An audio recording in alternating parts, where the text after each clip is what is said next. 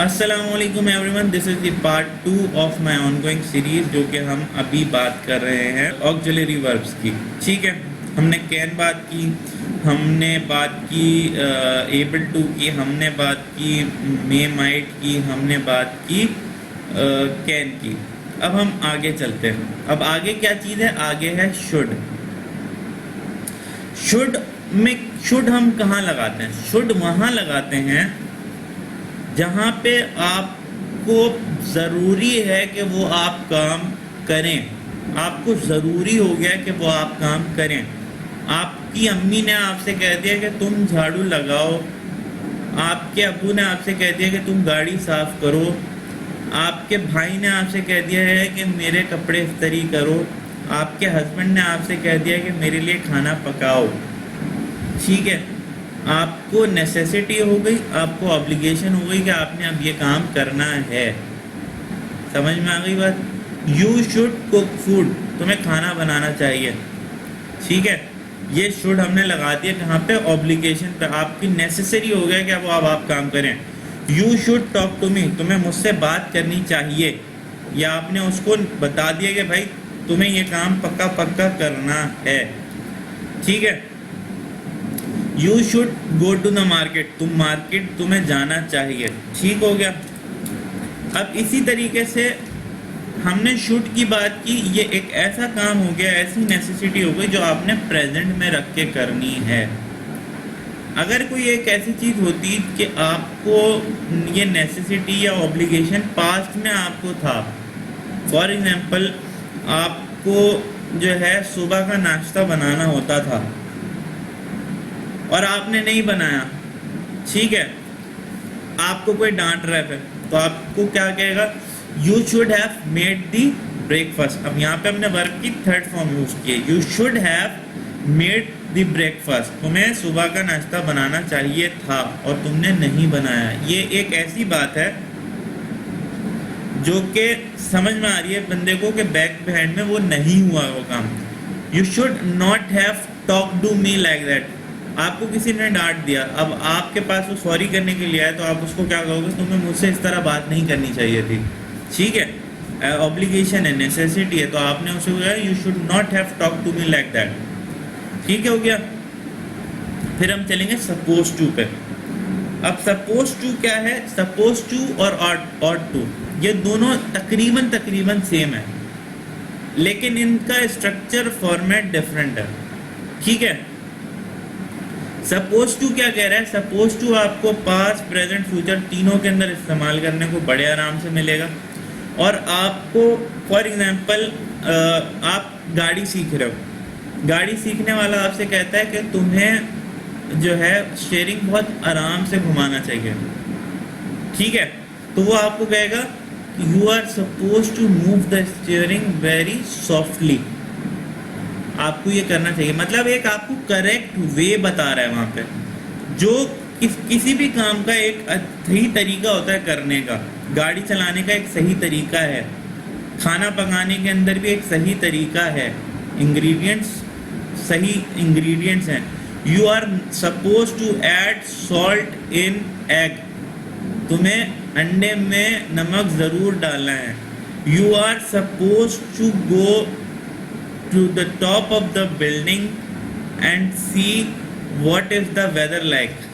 अब ये एक सही तरीका नहीं है, लेकिन किसी के घर में क्या पता सही तरीका हो।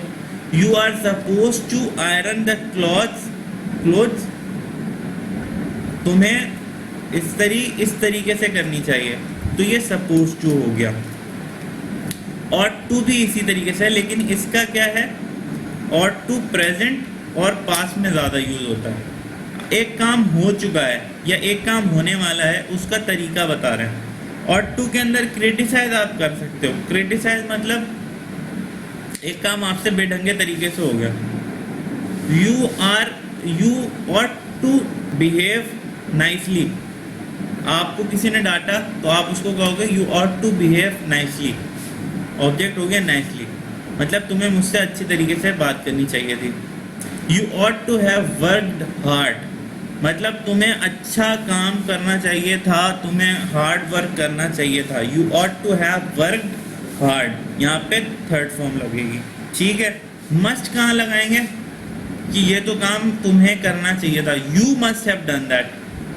ठीक है, अच्छा अब मैंने मस्ट हैव का एक यहाँ पे पहले बता दिया। मस्ट क्या है, यू मस्ट डू दिस, तुम्हें ये काम करना है। You must cook food, you must go to the office, you must work hard, ये मस्ट है। ये तो सबको पता है मस्ट कहाँ लगता है। मस्ट वहाँ पे जहाँ पे आपने जोर देना है कि ये काम किसने करना है, कैसे करना है। या कोई काम नहीं हुआ और उसके बारे में आप उसको मलामत कर रहे हो कि you must have do this done this, third form, तुम्हें ये काम करना चाहिए था। You must have iron the clothes, तुमने इस्त्री कर देनी चाहिए थी मेरे कपड़ों पे। ठीक है, फिर हम आएंगे वुड के ऊपर। अब वुड क्या चीज़ है, वुड विल की सेकेंड फॉर्म है। और वुड क्या करता है, वुड के अंदर हम ये बताते हैं कि हमारी कोई विश थी। शुड के अंदर क्या था, ऑब्लिगेशन था कि तुमने ही करना है, ऐसे करना है। वुड क्या है कि मेरी एक विश थी, I would go to perform उम्रा, मैं उम्रा करना चाहता हूँ, ये वुड में आ गया। ये एक विश है, एक्सप्रेशन है आपका कि आप किसी चीज़ को इंटेंशन बता रहे हो आपको। I would go to the market, ये इंटेंशन है, यहाँ पे इंटेंशन है। यहाँ पे ये नहीं है कि तुम्हारे ऊपर ऑब्लिगेशन है कि तुम ही जाओगे, नहीं, यहाँ पे आपकी इंटेंशन है। I would Singh the song, मैं गाना गा सकता था। I would have sang the song, मुझे गाना गा लेना चाहिए था। ठीक है, ये आपकी यहाँ पे इंटेंशन है, विश है। फिर दो सेंटेंसेस होते हैं, ईदर और neither nor. For example, either और नाइदर नॉर के अंदर क्या फ़र्क है।